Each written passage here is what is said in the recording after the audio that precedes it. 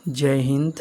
आज का जो चैप्टर है उसका नाम है कोशिका, जिसे हम इंग्लिश में सेल कहते हैं। CELL cell. सेल का हिंदी होता है कोशिका। कोशिका के बारे में आज हम लोग विस्तृत अध्ययन करेंगे। सबसे पहले जानेंगे कि कोशिका जो है उसका बायोलॉजिकल नाम क्या होता है, यानी बायोलॉजी में मैक्सिमम क्या यूज़ होता है टर्म उसके लिए। ठीक है, तो बायोलॉजिकल नाम जो है कोशिका का वो साइटो कहलाता है। CYTO cyto. और इसी से परा है कि कोशिका का जो अध्ययन करते हैं हम उसे क्या कहते हैं, साइटोलॉजी।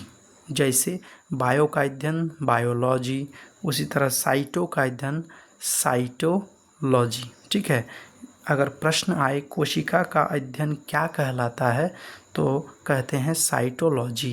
आप लोग इसका एक नोट्स बना लीजिएगा कि कोशिका का अध्ययन क्या कहलाता है, साइटोलॉजी। बायोलॉजिकल नाम क्या होता है कोशिका का, तो साइटो। ठीक है, अगला है कि कोशिका का खोजकर्ता या कोशिका का जनक किसे कहते हैं, तो रॉबर्ट हुक। किसे कहते हैं, रॉबर्ट हुक को कहा जाता है खोजकर्ता या कोशिका का जनक। मानव शरीर की सबसे छोटी और रचनात्मक एवं क्रियात्मक इकाई जो है वो कोशिका कहलाता है। अगर कोई पूछे कि कोशिका किसे कहते हैं तो बताना है कि मानव शरीर की सबसे छोटी रचनात्मक एवं क्रियात्मक इकाई कोशिका कहलाती है। रचनात्मक तक मतलब कहने का सेंस है जो रचना करे। ठीक है, उसके बाद क्रियात्मक जो एक्टिविटी करे, जो काम को कंटिन्यू करे। ठीक है, अगला हम देखते हैं कि कोशिका का जो खोज है सबसे पहले मृत कोशिका में हुआ था। प्रश्न आ सकता है कि सर्वप्रथम किस प्रकार की कोशिका की खोज हुई, तो मृत कोशिका, जीवित कोशिका नहीं, मृत कोशिका। तो मृत कोशिका के खोजकर्ता कौन थे, रॉबर्ट हुक। तो जब कोशिका का खोज किया गया तो कोशिका से संबंधित जो विज्ञान है उसे हम लोग कोशिका विज्ञान कहते हैं। और जो कोशिका का खोज किया होगा ऑटोमेटिकली कोशिका विज्ञान के खोजकर्ता भी हम उन्हीं को मानेंगे। तो प्रश्न अगर आता है कि कोशिका विज्ञान के जनक किसे कहते हैं, तो रॉबर्ट हुक को कहते हैं। तो फिर मृत कोशिका के खोजकर्ता अगर रॉबर्ट हुक है तो जीवित कोशिका के भी कोई खोज किए होंगे। तो जीवित कोशिका के खोजकर्ता कौन है, एंटोनिवन ल्यूवेनहॉक। एंटोनिवन ल्यूवेनहॉक। उसके बाद आगे बढ़ते हैं कोशिका सिद्धांत। सबसे पहले जानेंगे कोशिका सिद्धांत क्या है। तो पूरा शरीर कोशिकाओं से बना है। ये जो सिद्धांत दिया था कि पूरा शरीर कोशिकाओं से बना है, जैसे कोई सिद्धांत दे कि कोई जो बिल्डिंग है वो ईंटों से बना है, उसी तरह ये सिद्धांत दिया गया कि पूरा शरीर जो है कोशिकाओं से बना है। तो ये कोशिका सिद्धांत किसने दिया, दो वैज्ञानिकों ने, एक स्लाइडेन और एक स्वान। अगला देखते हैं कि पूरी दुनिया में सबसे छोटी कोशिका कौन सा है, तो माइकोप्लाज्मा।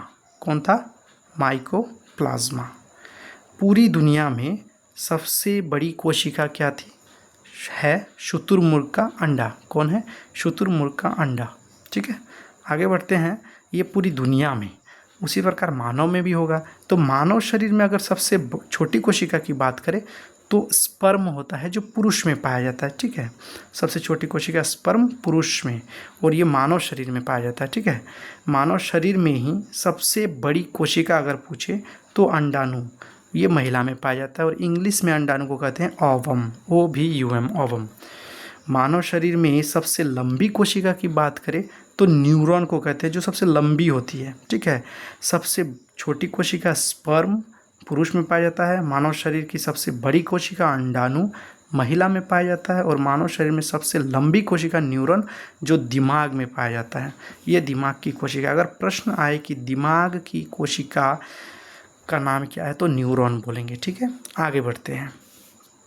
कोशिका विभाजन जो है वो क्या कहलाता कर जाने तो आंसर होगा एक कोशिका टूटकर दो नए कोशिकाओं का निर्माण करना कोशिका विभाजन कहलाता है। ठीक है, तो अगर हम देखें कि सबसे कम विभाजन और सबसे ज़्यादा विभाजन कहाँ होता है, तो कोशिका विभाजन जो है सबसे कम, लगभग विभाजन रहित यानी लगभग नहीं के बराबर होता है न्यूरॉन में। और हम जानते हैं कि न्यूरॉन जो होता है वो दिमाग का सेल होता है, ठीक है, और वो अपने आप को नहीं बना सकता है, कोशिका विभाजन नहीं कर सकता है न्यूरॉन।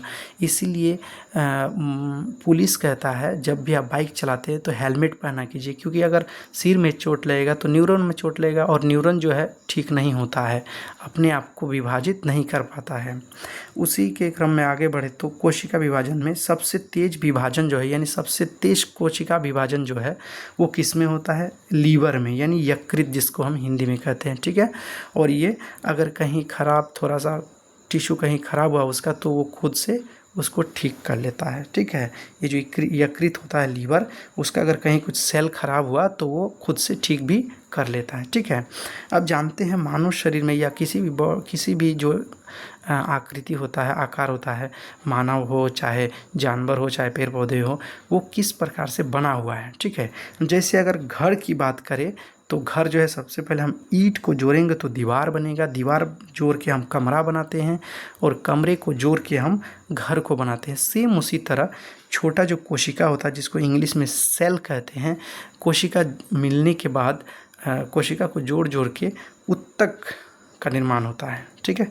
इसे हम इंग्लिश में टिश्यू कहते हैं। फिर उत्तक जुड़ के आपस में अंग का निर्माण कहते हैं, जिसे अंग्रेजी में ऑर्गन कहते हैं, और अंग मिलकर शरीर का निर्माण करते हैं, जिसे हम बॉडी कहते हैं। अंग जैसे हो गया आपको लीवर, किडनी, ठीक है, ये सब अंग हो गया, ठीक है। ये सब मिलके शरीर का निर्माण करते हैं। Thank you.